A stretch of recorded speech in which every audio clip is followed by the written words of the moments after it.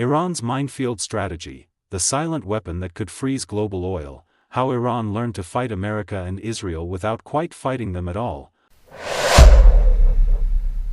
What if the most dangerous weapon Iran has against the United States isn't nuclear, not missiles, not drones, not even its regional allies, but something sitting silently on the ocean floor, waiting, because Iran's real strategy against America and Israel isn't about winning a war, it's about making war impossible to start. If aircraft carriers alone decided wars in the Middle East, the Islamic Republic of Iran would have vanished sometime in the late 1980s. Somewhere between the tanker wars of the Persian Gulf and the arrival of America's Fifth Fleet as a semi-permanent tenant of regional waters.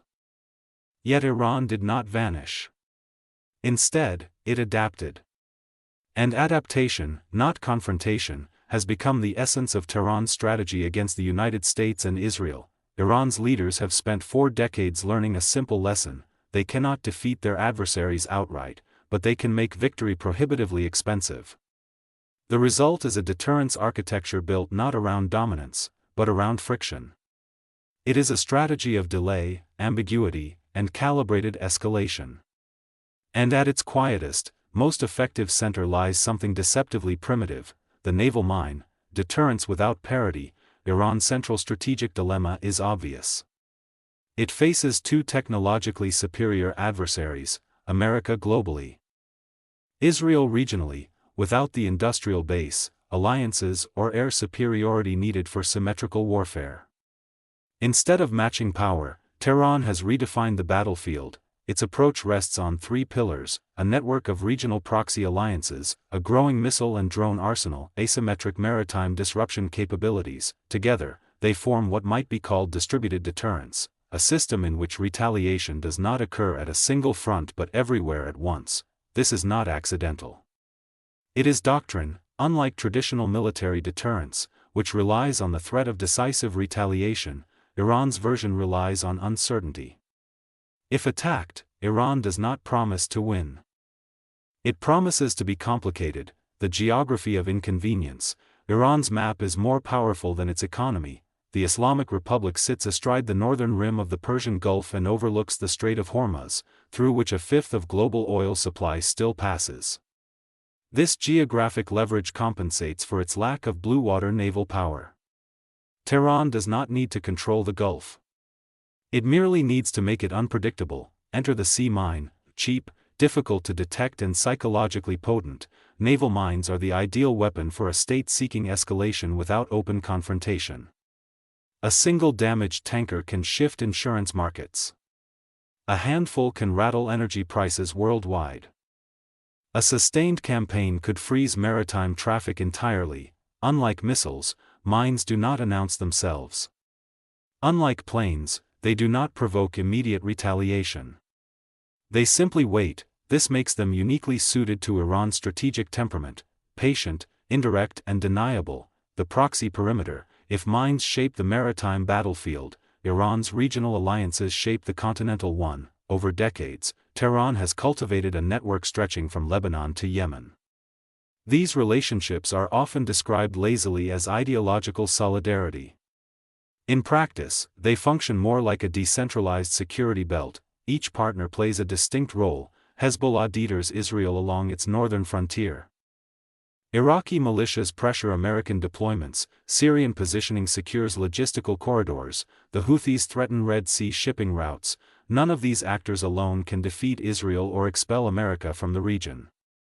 Together, they ensure neither can run uncontested. This network allows Iran to respond to pressure indirectly. It shifts confrontation away from Iranian territory and disperses risk across multiple theaters. In effect, Tehran has externalized its frontline. For a state wary of invasion since the Iran-Iraq War, this is not opportunism. It is institutional memory. Missiles as diplomacy by other means.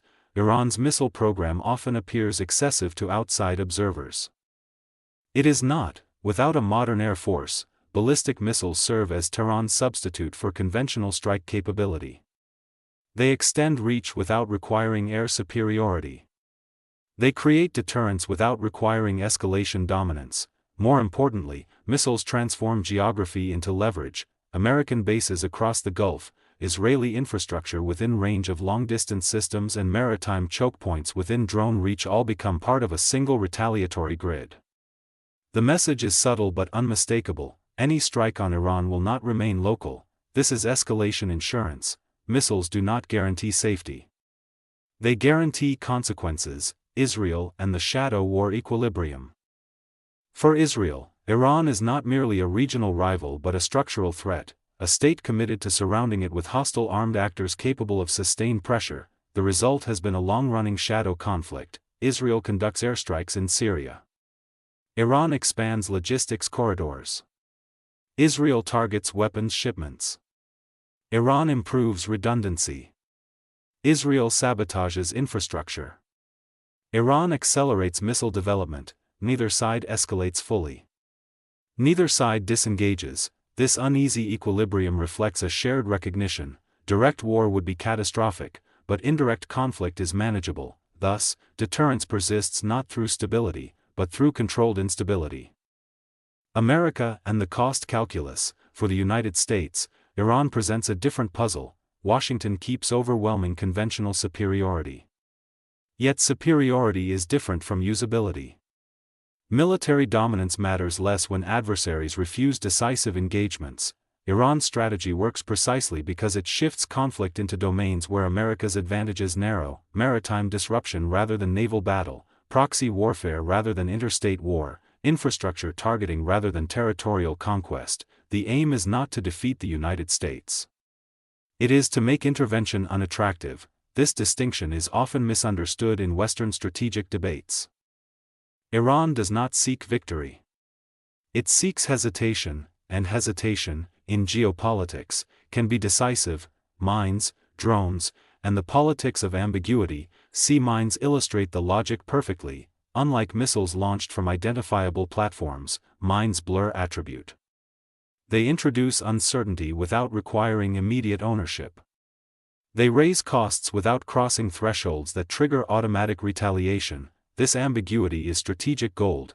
In an era when escalation ladders are increasingly compressed, particularly between nuclear-adjacent powers, tools that create pressure without clarity become disproportionately valuable. Iran has invested accordingly. Drones perform a similar function.